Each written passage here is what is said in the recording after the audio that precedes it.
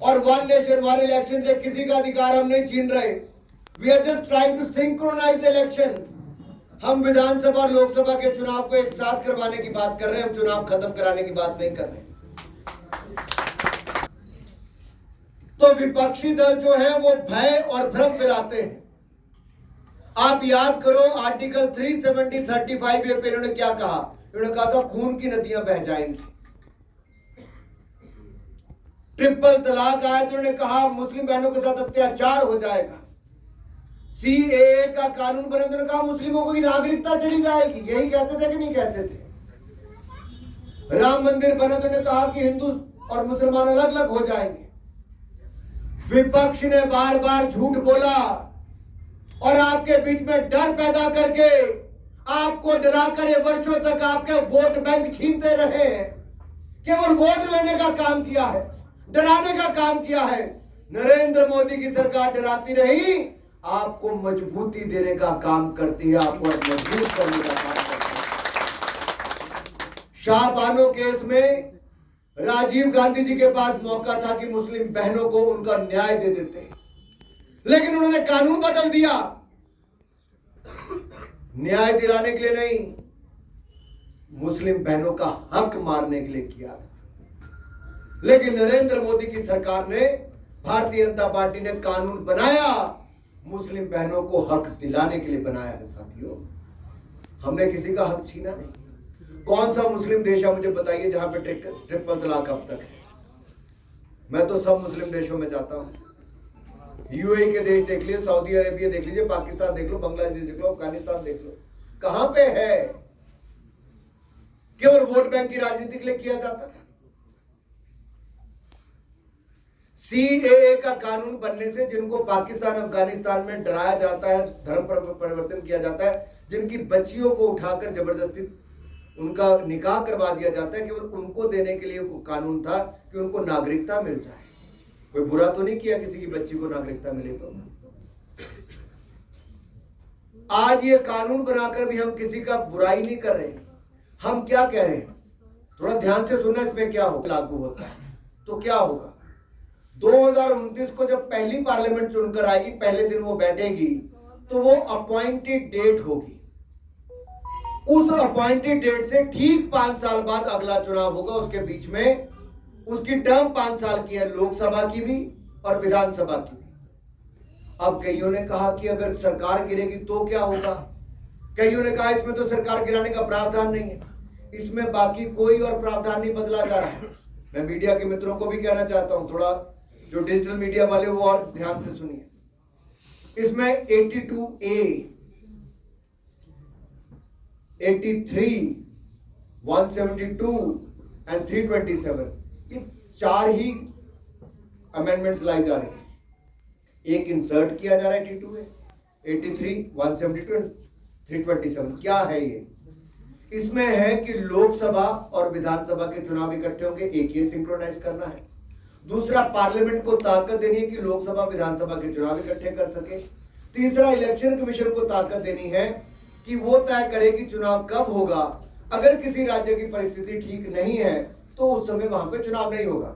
मान लीजिए terrorism affected हमारी 2-3 स्टेट थी, पंजाब में होता था, जम्मू कश्मीर में था, एक आधे किसी और राज्य में परिस्थिति खराब हो।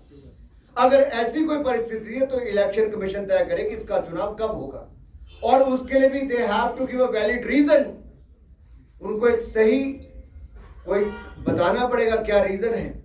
उसके बिना नहीं ऐसे इलेक्शन कमीशन भी कर सकता, नहीं तो कोर्ट जाएंगे लोग। तो ये भी उसमें प्रावधान हमने किया है। तो इससे क्या लाभ मिलने वाला है? हर बीच में अगर आपके पास बहुमत नहीं है, आपके पास मेजोरिटी नहीं, तो आपकी सरकार गिर जाएगी। जिसके पास आंकड़े मेजोरिटी वो सरकार बना लेगा।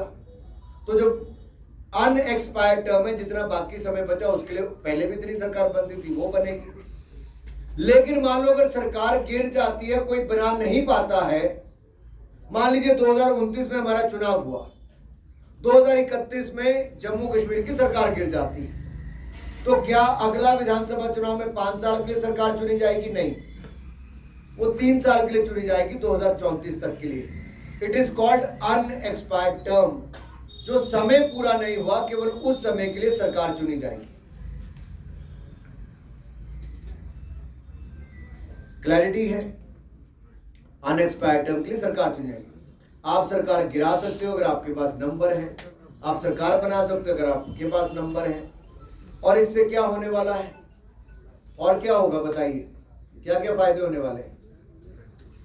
पहले तो नहीं, पैसे तो मैंने बता ही दिया भाई, आप पैसे पे टिक गए हो। इसमें क्या ये अचानक बन गई कमेटी? किसने रिकमेंडेशन दी थी? ये हाई लेवल कमेटी थी जो देश के पूर्व प्रेसिडेंट राष्ट्रपति रामनाथ कोविंद जी की अध्यक्षता में बनी। देश के गृह मंत्री अमित शाह जी उसमें रहे, Ghulam Nabi Azad ji leader of opposition थे, वो उसमें रहे, और सुप्रीम कोर्ट के वरिष्ठ वकील हरीश साल्वे जी रहे। इन्होंने किन किन से चर्चा की? जितने पुराने चीफ जस्टिस रिटायर्ड हैं सबसे चर्चा हुई, हाई कोर्ट के चीफ जस्टिस से चर्चा हुई, हमारे जो पुराने जज रिटायर हुए उनसे चर्चा हुई, हमारे जितने पुराने इलेक्शन कमिश्नर हैं उनसे चर्चा हुई, राज्यों के इलेक्शन कमिश्नर्स हैं उनके साथ चर्चा हुई, CII, फिक्की, पॉलिटिकल पार्टीज, इन सबसे चर्चा हुई, राज्यों में बुलाकर जाकर इन सबसे चर्चा हुई। ये इतनी चर्चा करने के बाद, हजारों लोगों के विचार आने के बाद, उसको देखने के बाद हाई लेवल कमेटी ने अपनी रिपोर्ट दी थी। किसी ने मुझे कहा, या जैसे विपक्ष के नेता कहते हैं कि मोदी जी एक साथ सब चुनाव करा के सारे चुनाव जीतना चाहते हैं। साथियों, क्या देश में पहले चुनाव एक साथ नहीं हुए? हमारा देश 1947 में आजाद हुआ, लेकिन 1952 में पहला चुनाव हुआ कि नहीं हुआ? 52 से 57, 57 से 62, 62 से 67, ये सारे साल 67 तक सारे चुनाव, 1967 तक सारे लोकसभा विधानसभा के चुनाव एक साथ होते थे। लेकिन कुछ मजबूरी ऐसी बनी जहां पे सरकारें केरल और अन्य राज्यों में गिराई गई। और किसने गिराई मुझे बताने की जरूरत नहीं, आप सब जानते सरकारें गिराने का काम कौन करता था। राहुल गांधी जी के परिवार वाले यही काम करते थे, पार्टी वाले भी यही काम करते थे। आर्टिकल 356 का जितना दुरुपयोग प्रेसिडेंट रूल लगाने के लिए और सरकारें गिराने के लिए किया, और जम्मू कश्मीर में भी किया है, वो किससे छिपा नहीं है, केवल नेहरू गांधी परिवार और कांग्रेस पार्टी ने किया है। 88 टाइम्स, 88 बार इन्होंने आर्टिकल 356 लगाया है। और साथियों, ये कब, जब कांग्रेस की पराजय होनी शुरू हुई 1967 में केरला में, उसके बाद ये सब बदलाव हुए। 1971 में क्या हुआ? कौन सा? इंदिरा गांधी जी ने तो 5 साल की टर्म होती थी लोकसभा, उसको भी 6 साल कर दिया। और यही नहीं, इमरजेंसी लगाने का काम इस देश में जो डार्केस्ट पीरियड, काला अध्याय कोई था, पहले हमारी गठबंधन की सरकार थी। क्या हमने एक भी सरकार आज तक गिराई? हमने कोई सरकार कहीं पे नहीं गिराई, हमने सरकारें बनाने का काम किया। और आज मैं आपको कहना चाहता हूं, 1983 में जब इंदिरा गांधी जी प्रधान, भारतीय जनता पार्टी ने 2019-2024 के अपने इलेक्शन मैनिफेस्टो में, घोषणा पत्र में कहा एक देश एक चुनाव होना चाहिए। 2015 में पार्लियामेंट की कमेटी ने कहा कि एक देश एक चुनाव होना चाहिए। कमीशन ने कहा कि एक देश एक चुनाव होना चाहिए।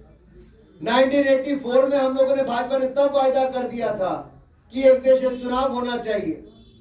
2019 में जब ऑल पार्टी मीटिंग बुलाई, तब भी हमने इस बात को रखा कि एक देश एक चुनाव होना चाहिए। हमने हाई लेवल कमेटी बनाई, तब जाके हम लाए हैं कि 1 नेशन 1 इलेक्शन करना चाहिए। यानी कि इस देश में पहले से एक देश एक चुनाव होता था। बीच में कांग्रेस ने सरकारें गिराई या अन्य कारणों से सरकारें एक समय पे चुनाव नहीं हुए। आज अगर हम उस स्थिति को ठीक करना चाहते तो ठीक है कि नहीं है? देश का बचाव होगा कि नहीं होगा? कार्यकर्ता का भी समय बचेगा, नेता का भी समय बचेगा, देश का भी पैसा बचेगा। और यही नहीं साथियों, खर्चा घटाने, सुरक्षा बलों का समय बचाने और प्रभावी नीति आयोग, मैं बाहर मीडिया के मित्रों को बता रहा था, अब कौन साहब ने तो कई चुनाव लड़ा लिए, आप में से कईयों ने लड़ भी लिए।